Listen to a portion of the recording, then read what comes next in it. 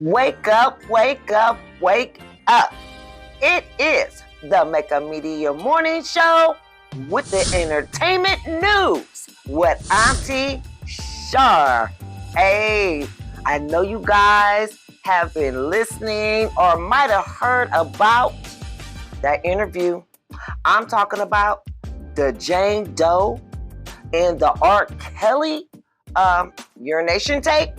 I'm talking about Miss Rashawn Lanique. She did an interview and she is talking about some things that a lot of us, including myself, really wanted to know. Now, let's not make a mistake at all. I'm talking about the Make a Media Morning Show. We are here to sell her book. Yes, we want to promote what this young lady is doing.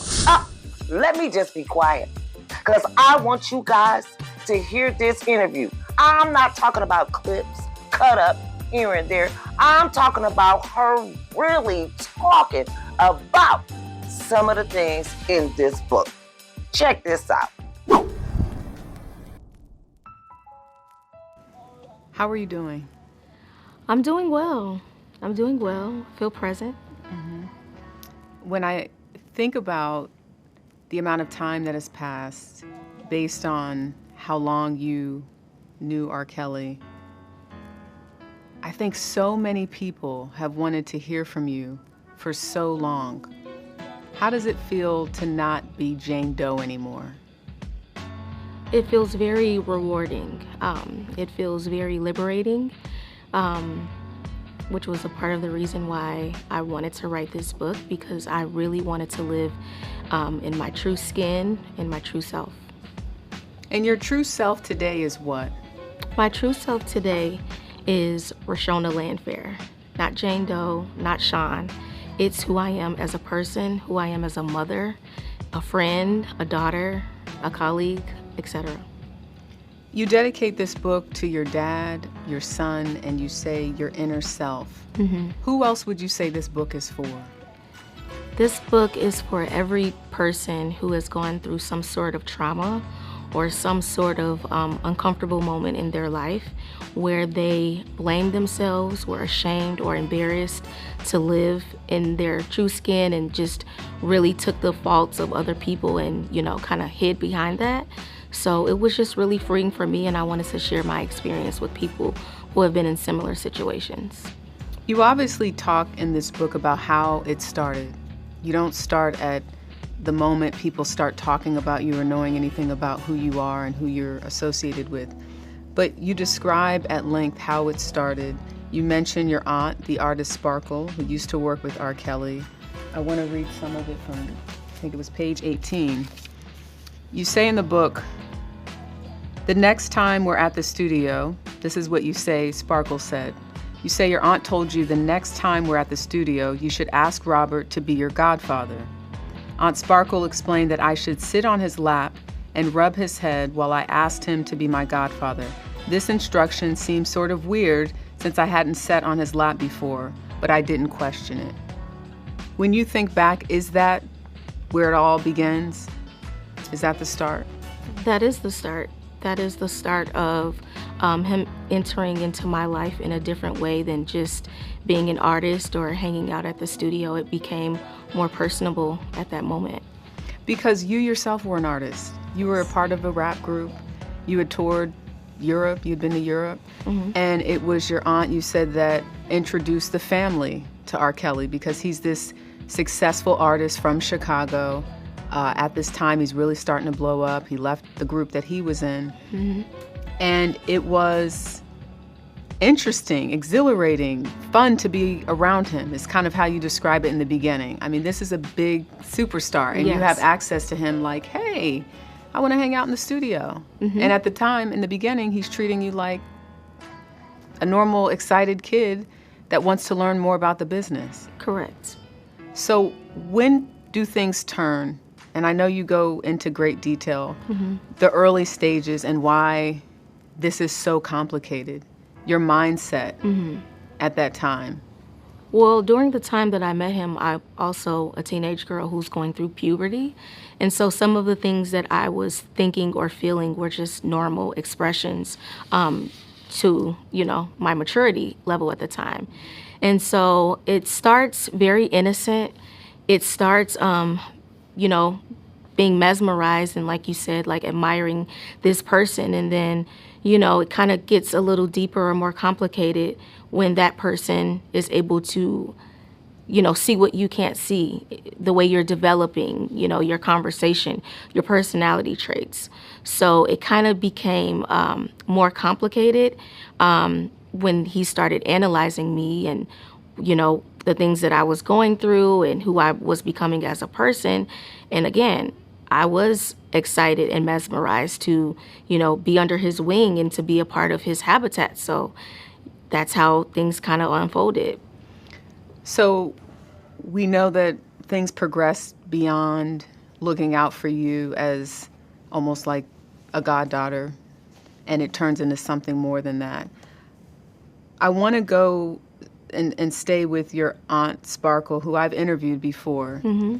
And she was the first person to really sort of say, you need to go check over there. Something's not right. Right. I think there's something going on that should not be going on. Mm-hmm. In the book, you describe social services coming to your home to do a welfare check. Mm-hmm.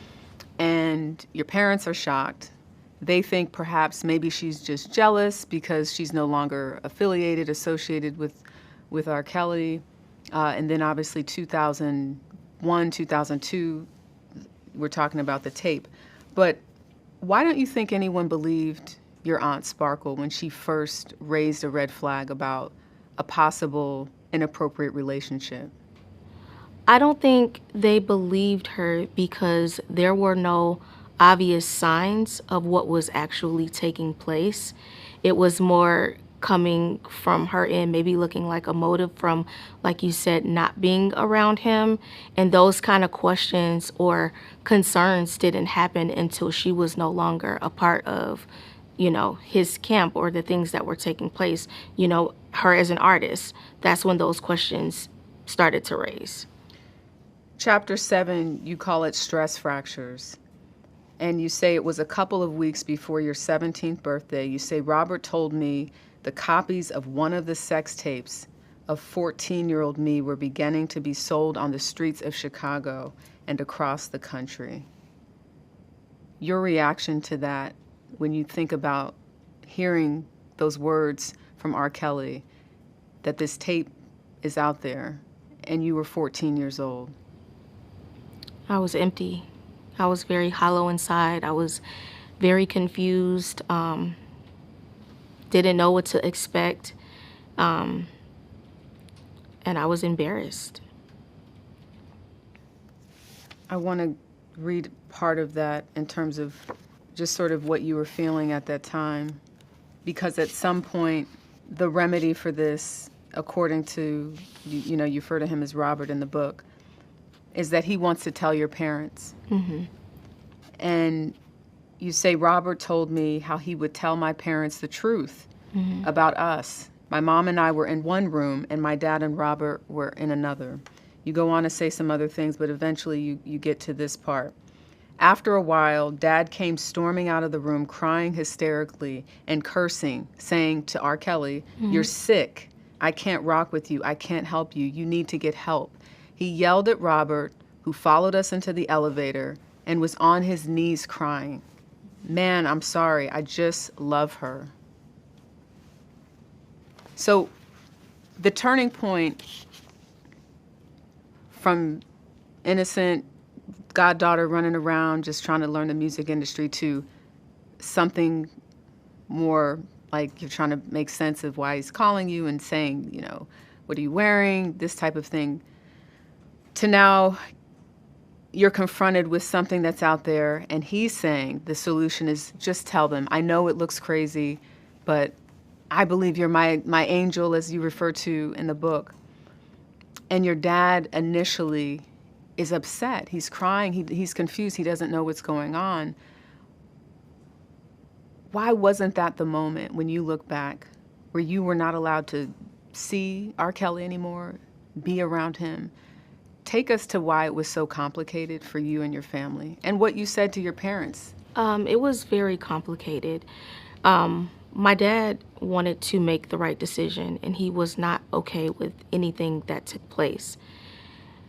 I was more under Robert's brainwash. I was more under his spell, and he utilized me against my parents, making threats of suicide and doing different things out of desperation to convince them to not turn on him.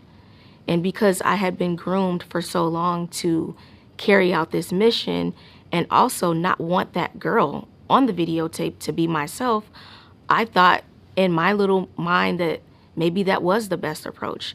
We felt more protected and had more resources and help through him than taking matters into our own hands with this celebrity and the industry and not wanting to be the people to end R. Kelly and deal with hatred and many things. So, I mean, I'm not here to sugarcoat any shortcomings of my parents or myself, but at the time, that's what made us feel the safest. You felt as though R. Kelly was holding all of the cards, had all of the power. He did. How did you make peace with your parents later? Because that's also something, I mean, even at the beginning of this interview, speaking of dedicating the book to him, and my condolences because I know he passed away in 2021, but how were you able at this age to make peace with everything that's happened and your parents' involvement? When you become a parent, you have a different way of thinking.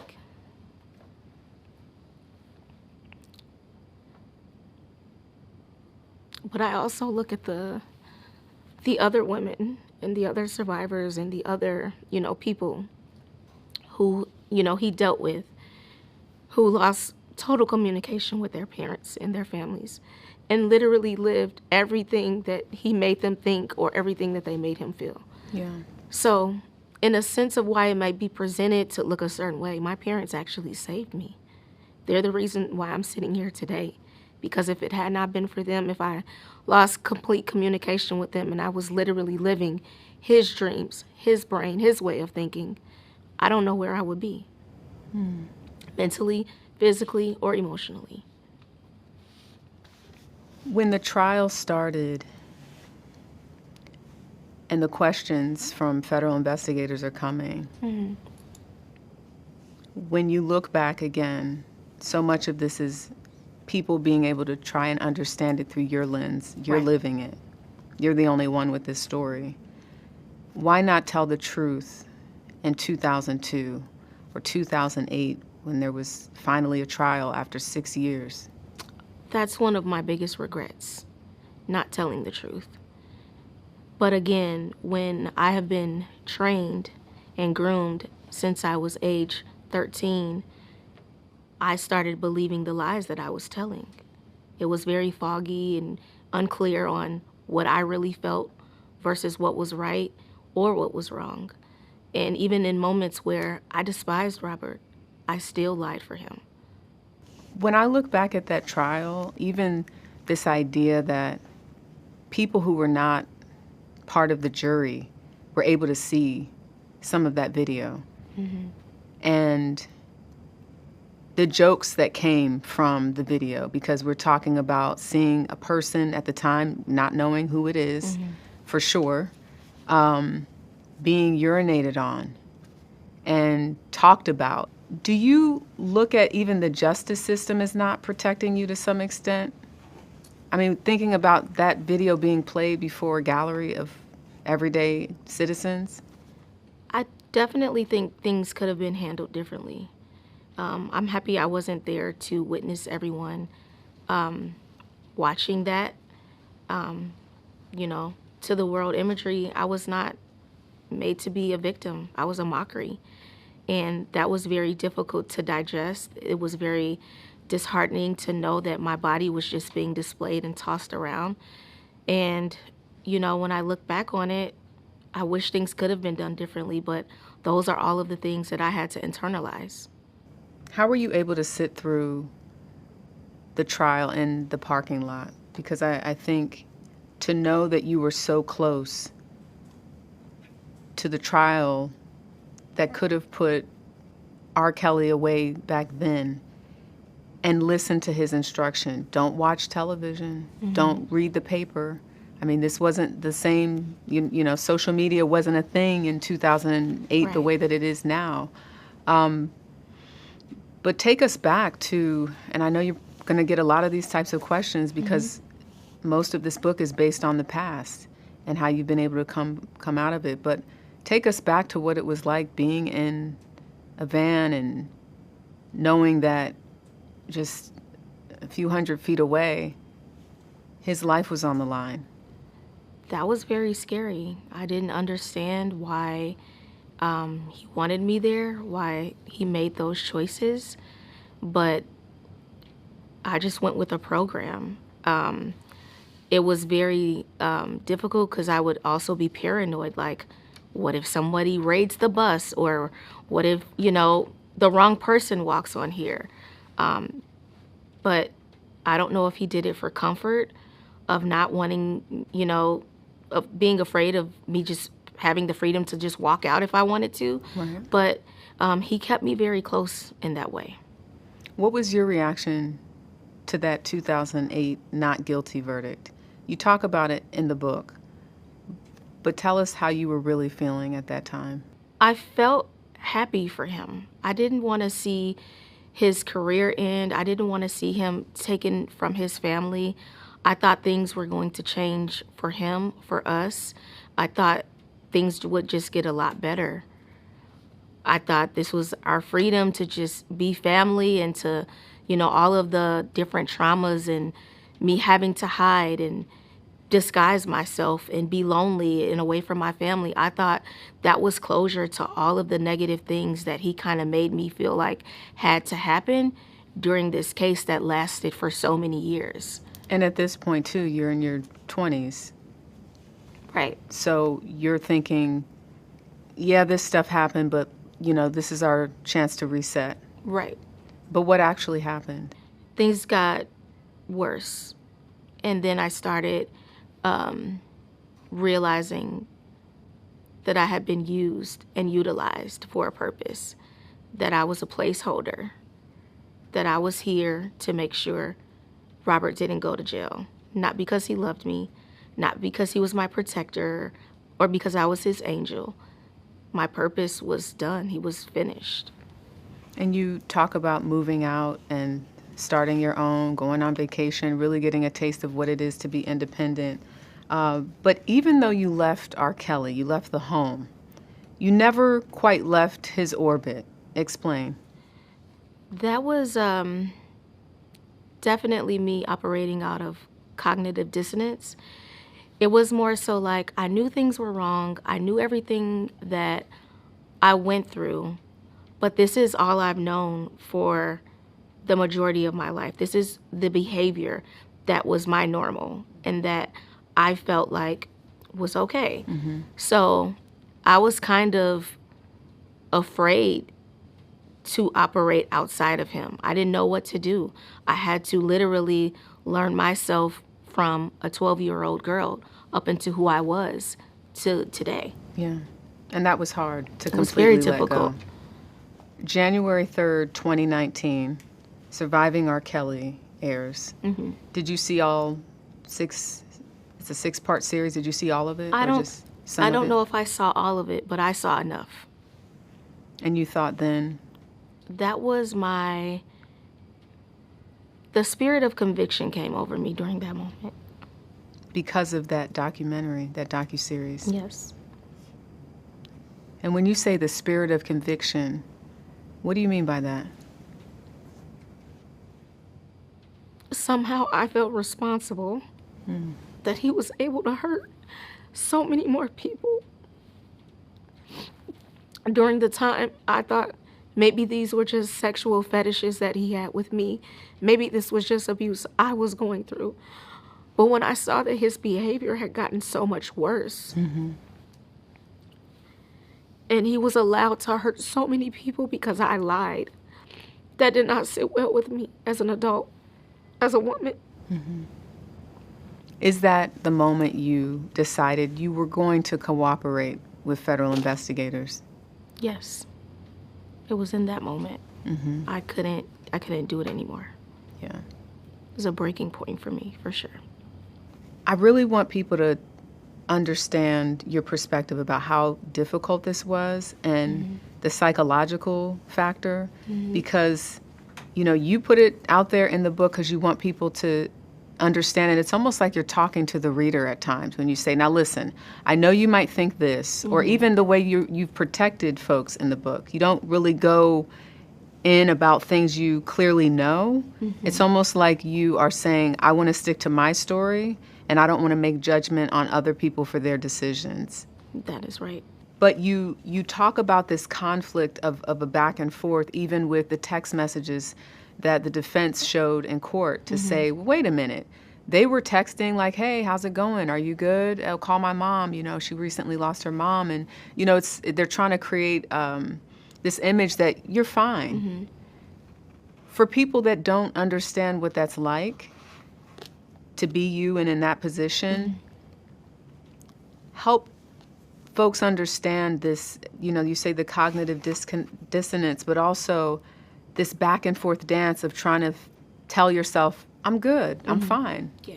That's why we're cool. Almost like you almost have to have that power too to say, To you don't have convince power myself. over me because see, look, we're good. You can text me and I'll text you back. That is very true. And what I will say about that is not everything about Robert was terrible, even though it was that way most of the time. Not everything about him. This was a person that I did feel like I loved and that I grew into loving, and he was family in some areas. Not everything about him was terrible. The moments were, though, very frequently. But it was just a battle of me convincing myself, like, I made it out. I'm good now. I can be cool with him. I can see him with other women. I tried to maintain whatever friendship. I still loved his children. And, you know, honestly, I cared about his well-being, even outside of just, you know, like everything that was happening. So it was a battle internally for me to fully, you know, let go of somebody that I had been groomed into fully being dependent upon. In March of that same year, so shortly after the R.Kelly docuseries comes out on Lifetime, Gayle King sat down with him and the two women that he was in a relationship with at the time. Did you happen to see that? I did. When you saw him react in the way that he did about this, you're trying to take my life, and, you know, I thought about playing that for you, but I don't even want you to have to see him because I think it's not necessary. But when you saw that version of him, as you talk about, it wasn't like this all the time. But did you feel for him, or did you think he's going down and he's scared? Well, first I thought it was very Broadway of him to act like that. That was very normal for him to have that type of response. And when I heard those girls speak, I knew exactly who was talking through them. I knew exactly what mission they had, the convincing, the firmness, everything that I had been trained and groomed to do. I read right in between that. And in that moment, I did not feel sorry for him at all. I felt like, you still don't get it. You're still convincing yourself of all the lies that you are, you know, bleeding into everyone else. And I knew exactly what took place was getting ready to happen. And he was very scared. He knew it too. As you sit here today, do you feel like you are completely healed? No, I'm a work in progress. I have a long road ahead of me, but I can look back and I know exactly where I come from, and I can see the stars now. I wanted you to, if you would, read something that I think would be best if we heard it from you. And this is the grace note. I highlighted this section because, you know, I'm not going to make you read all 3 or 4 pages. Okay. But I think it would be important to hear this in your own words. Yes, that's fine. And the last part, Okay. if you don't mind. Thank you. You're welcome. Dear beautiful soul, it's you. It's always been you. You were the girl with saucers for eyes, and the world was a buffet spread out in front of you. You were the girl who spit rhymes and played basketball with all you had. You loved your parents and especially your baby brother. You loved going to church. You were a friend. Rashona Landfair. Don't believe yourself not to be good enough. There is no yardstick for good enough. You were a girl, perfectly imperfect human being. You could not have lived your life in reverse. There was no way for you to know what you know now. So if you don't remember anything else, remember that children don't protect themselves from danger. Let go and let God. No one else holds power over your mind, body, or spirit. It's taken a while for you to arrive at the sure footing of this knowledge, but it's a good place to be. This is your moment. It's good to be you. God willing, you have more living and loving and growing to do. Go live in your truth and walk in your light.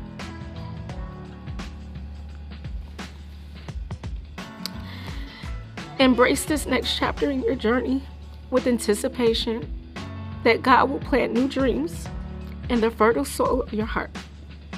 Love you times infinity, Rashona.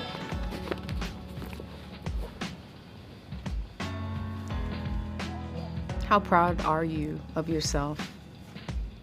I'm very proud of myself. I've come a long way. A lot of cold nights. But I'm here.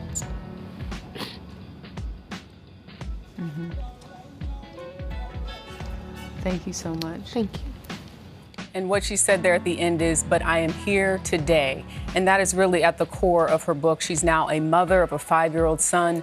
We did reach out to her aunt Sparkle, who said she is relieved that Rashona is in her healing journey. Sparkle also said this: any suggestion that I groomed, facilitated, or enabled harm to my niece is untrue and deeply painful.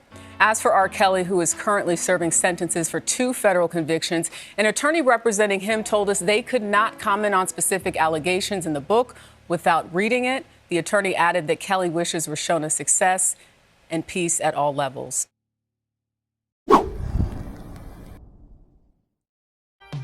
That was a heartfelt and powerful interview for me. That's why I am going to do a deeper dive. So make sure you guys subscribe and like so you can hear what Auntie Shar has to say about this interview. And don't forget to get her book. Like I said, let's not even play with it. We are here to promote for you to go to Amazon, support that young lady, and buy her book. Until next time, I'm out. This has been a podcast from the Mecca Media Social Media Network.